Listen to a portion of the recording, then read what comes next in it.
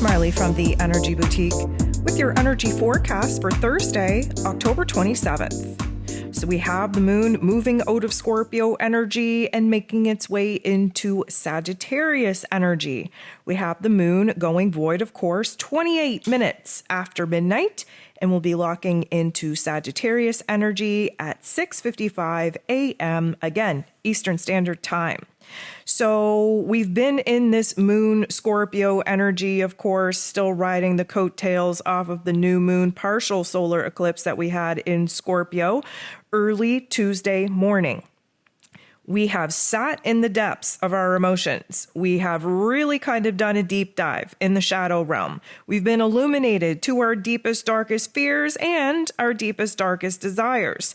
There is this eclipse energy that is still very much having an umbrella effect over our lives, bringing in some unexpected events, connections, and situations. We will see that continue for the next 6 months. And to be even more specific, we are still in this eclipse energy, this eclipse window, until we have the full moon total lunar eclipse in Taurus early on in November. But if we were to separate the fact that we're still in the new moon energy, if we were to separate the fact that this is a new moon on steroids because of the eclipse energy, any time that we just had a plain old simple moon in Scorpio moving out of that Scorpio waters and into Sagittarius, we would be excited for this shift. Why? Well, because Sagittarian energy is the light at the end of the very dark tunnel that we walk through every single time that the moon is in Scorpio energy. It's like Sag energy holds the torch, guides us out. It almost kind of boosts us up, gives us a pep talk like you've been through the ringer, but you're coming out of it. And we are kind of in a state where we are renewing ourselves in our confidence, in our optimism, in our faith, in our trust, in the process that we're currently going through in the cosmos, in the universe, in order to actually get in alignment with our mission, with our purpose, which of course the eclipse energy will help us get on that path and sort out the details once the eclipse window closes. So it's a very good thing to be moving into Sag energy. When the moon is in Sag, we're curious. We want to kind of explore new topics and themes. Again, we're riding high. We're looking at the big picture. We're trying to see the bigger, broader perspective coming out of what has been a couple of days of shadow work and a couple of days of darkness. So we're definitely going to be feeling this fire energy take over, drying us off from that deep, dark water energy that we have been sitting in while the moon was in Scorpio. So today we are also experiencing the very last day for Jupiter, who actually rules over Sagittarian energy, to be in Aries energy. Yes, Jupiter is retrograde. Yes, Jupiter is in Aries energy as of right now. So there is that fire energy working for us in the cosmos as well. But come tomorrow, Jupiter is slipping back into Pisces energy.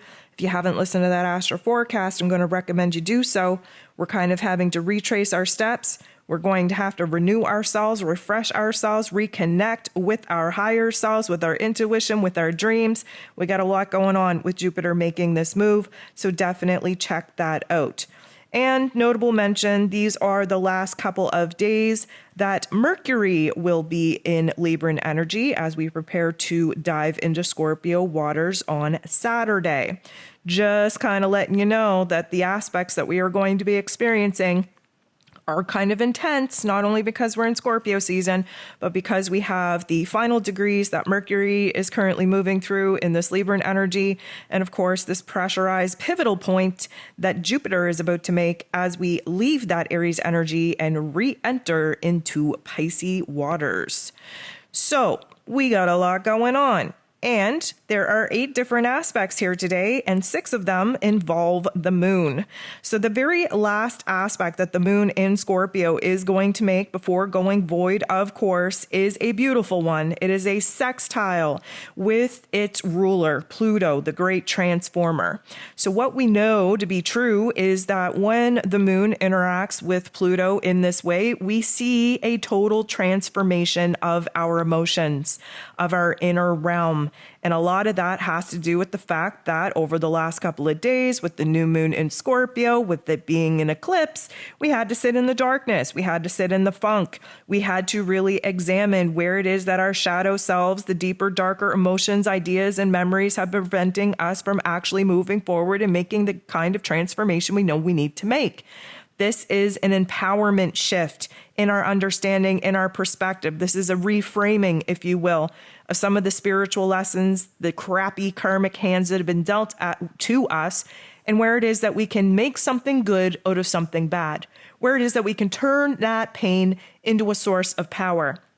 Emotionally speaking, we are empowered. We are taking our power back. We are recognizing what it is that we have control over, where it is that we have to make some moves in our lives. And of course, we have to find a place of understanding and stability and empowerment in our emotions before we go ahead and start switching things up, start changing things. This is a very good indication that we have had a pivotal aha moment that will be changing our emotional, let's say, grounding point as we move into this very deep, very transformative chapter, not only in Scorpio season, but in eclipse season as well.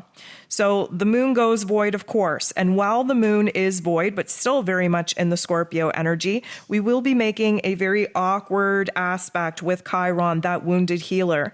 Now, anytime that the moon is void, of course, we're typically kind of shaky, unstable. Our emotions are all over the place. Our thoughts are all over the place. We don't want to commit to anything. We shouldn't commit to anything. We shouldn't make any decisions because we're literally bouncing around. Chiron, being the wounded healer, is coming in to kind of illuminate where it is that some of our insecurities, our fears, our doubts are creeping up in us, and what it is that we have to do to kind of process them and use them as a source of power instead of letting them paralyze us. 702 is the very first aspect that the moon in Sagittarius is going to make. And it's a beautiful one with Jupiter, its ruler, who is currently at a 0 degree in Aries energy. We get some fire on fire action here. And let me just say that when the moon, especially in Sagittarian energy, trines, which is a beautiful harmonization of energies, with Jupiter, who is about growth and expansion and beliefs and abundance, in a retrograde in Aries energy, you best believe that this is where we get a little bit of pep in our step. We are reminding ourselves why we have to focus on the positives. We are looking at the silver linings. We are hyping ourselves up, giving ourselves a little bit of a pep talk, a little bit of self-confidence that we have been lacking. We are basically just trying to ride the wave and be as positive as possible to see the greater, grander picture unfold. This is I'm going to say, a true renewal of our energy, of our focus, of our belief system, of what it is that we actually need to focus on as far as what it is that we want to create in our lives. What do we want more of? Where do we need to open up our minds and let our minds be kind of expanding to the utmost degree to see what is actually possible for us?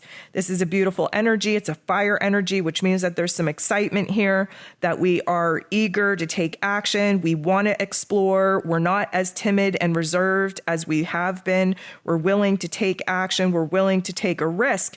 We're willing to put ourselves out there for a better outcome. Now, Mercury is going to get into the boxing ring and square Pluto. This isn't going to be fun. I'm not going to lie to you. Mercury's at the final degrees of Libran energy. Pluto, the great transformer, of course, is now direct, but moving very slowly in Capricorn energy. This particular battle royale, if you will, is all up in the mental plane. Mercury, of course, ruling over mental plane, ruling over information, communication, ideas, expression. There is a lot of tension, a lot of conflict going on in our mental plane, and it is very much needed. Why do I say that? Well, because as uncomfortable as it is, as I'm going to say pressure-filled as it is, we need to see where it is that the mental blocks and the mental challenges are coming up in order for us to examine why and how we need to tackle certain ideas, certain things that we're struggling with in order to actually move past these blockages. So what we get with this particular energy is a huge, huge, huge mental cluster F. The tension in our head is just extreme. If you haven't listened to this week's Ascension forecast, go ahead, listen to it. We break it down on what some of the physical symptoms are kind of going to be because of some of these energies. But just trust me when I say that your head may feel like it's going to just spin off or totally explode. Now, it's not going to last all day, but it is going to become very, very intense. This is also going to put us in a situation where it's very hard to communicate our thoughts, our ideas, our emotions clearly. And it's also very hard to understand where other people are coming from. And we're kind of obsessed with a certain loop in our head, a certain idea, a certain conversation. Many of us always having these battle royales in our heads by ourselves and getting stuck in this looping thought. And the only way to really put an end to the looping thought is to express yourself and get it out. Now, we may not be in the best situation to express ourselves and to get it out. I would actually recommend you either, write it out to yourself or put your phone on record and just verbalize it, get that energy out of your body. But we're obsessed about a certain thought, a certain idea, a certain message. And we're almost like hell-bent and determined that we have to make others understand where we're coming from, that we have to have other people understand our thoughts, our emotions, our opinions. And there's almost like this, I'm going to say desperation to have other people agree with us. And this is why communication is not going to be favorable for us. This is also triggering a lot of insecurities, a lot of fears, a lot of doubts, a lot of blockages that we are experiencing in our mental plane. And there's a lot of paranoia that comes up with Plutonian energy anyways. And I feel like because this interaction is going the way that it is, I feel like we are a little bit paranoid, obsessed, that we're either being lied to, we're being deceived, or that we don't have the full tea, the full picture, the full story, the full information that we need to be having right now in order to make an informed decision. And therefore, there's a lot of mental anxiety coming up for us. And we're looping. Again, that never feels good. And therefore, we're obsessed with this particular way of thinking, this particular idea, this particular conversation.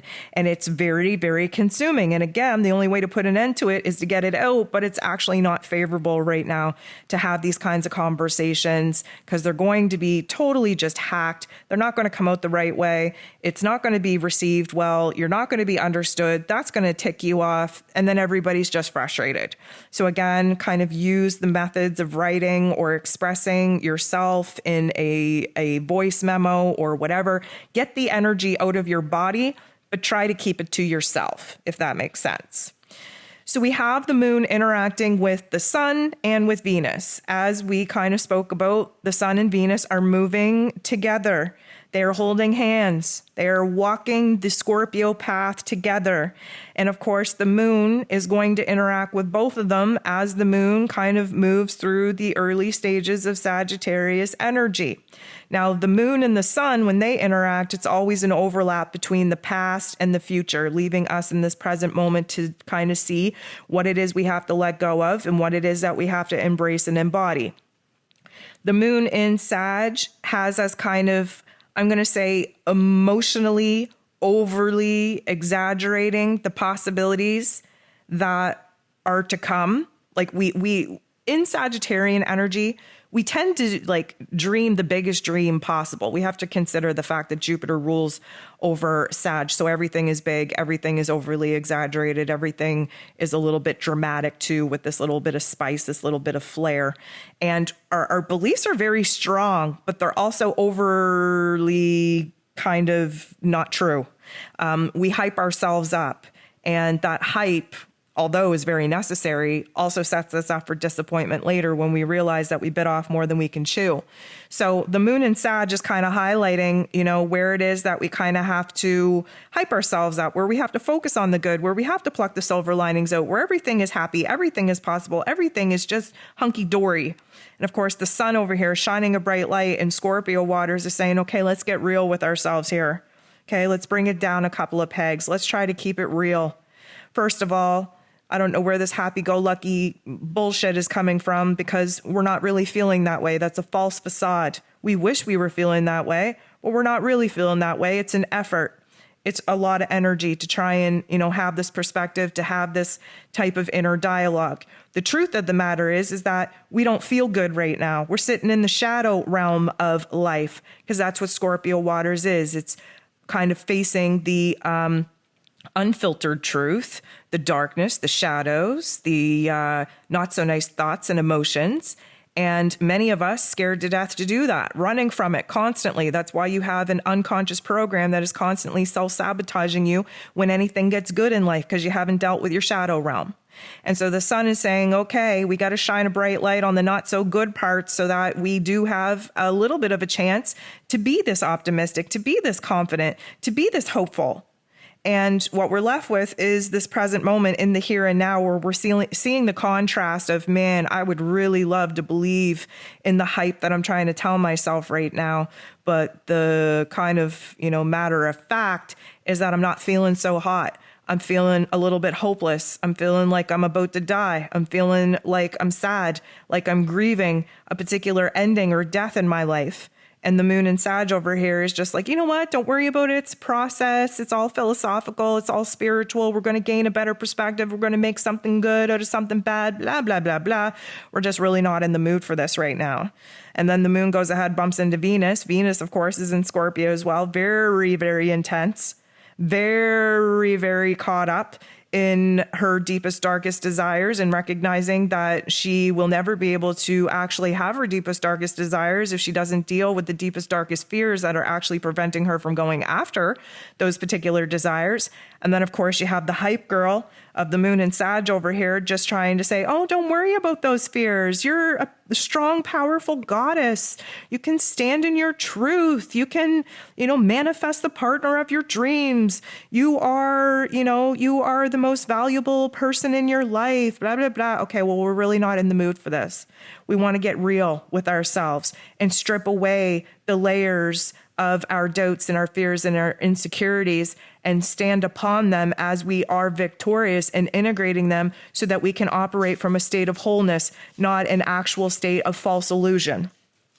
The moon goes ahead, makes a harmonious aspect, a very positive interaction with Saturn, the Lord of Karma, who is just trying to get himself in a forward direction.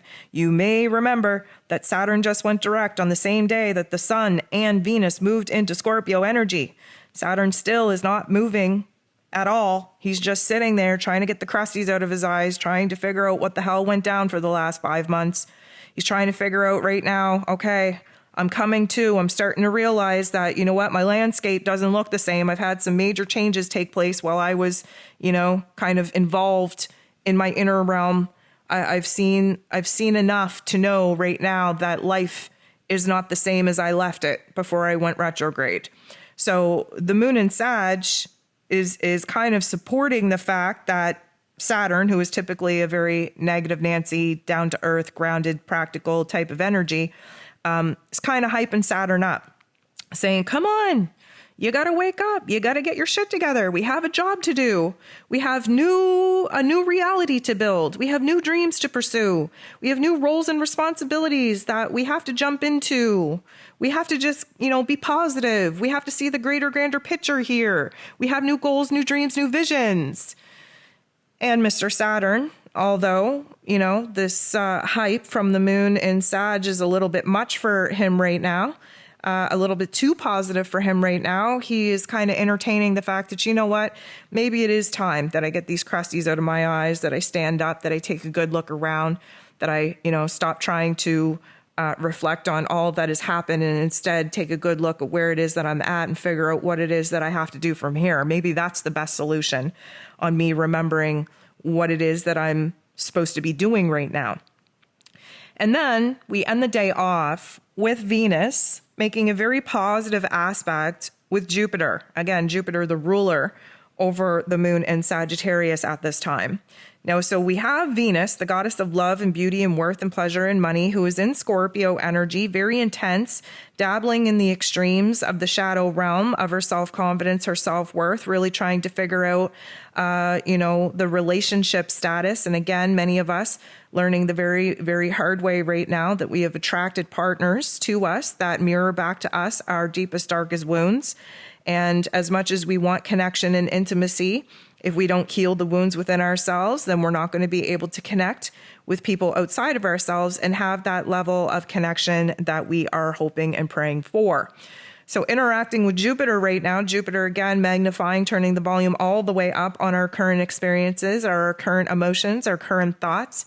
Jupiter at the 0 degree of Aries energy, preparing to move back into the 29th degree of Pisces here tomorrow. Jupiter's all about growth, seeing where we have grown, what it is that we still have to do to grow. He's all about improvement, seeing where it is that we have made the better of some situations, but where there's still a lot of room to improve. And of course, represents our belief system, and many of us going through a tough time with our faith, with our hope, with our trust in ourselves, in the universe right now, after being dealt some very, very hard cards, as we all are dealing with. So we're kind of losing faith here. Don't worry. When Jupiter moves back into Pisces, all will be restored. But right now, we're in a little bit of a cluster F in figuring out who it is that we are now, with our landscape rapidly changing and with some elements totally being removed from our lives, and what that actually means for us as far as who it is that we are and who it is that we now have to be. So this little interaction is a good one because we're tapping into the good feels, if you will. Now, if we're presented with a situation where we have to give somebody or something the benefit of the doubt, we are more open-minded to do that under this influence than any other influence. If we are put in a situation where, especially in relationships, where we need to kind of meet each other in the middle and compromise and cooperate in order to give the benefit of the doubt and see what lending that particular energy to this relationship would actually manifest, then we are willing to do that. We are willing to kind of let our guard down just a tad. We are willing to abandon our suspicions, our paranoia, if you will, to see what would happen if we just went along with what it is that we need to go along with, to see what that would actually result in. Now, again, keep in mind, we just came out of Libra season, which really we didn't get the best part of. Venus just came out of Libra herself. That was her place of power. She definitely whittled down in her life the people in her life that are worthy of her time, her love, her attention.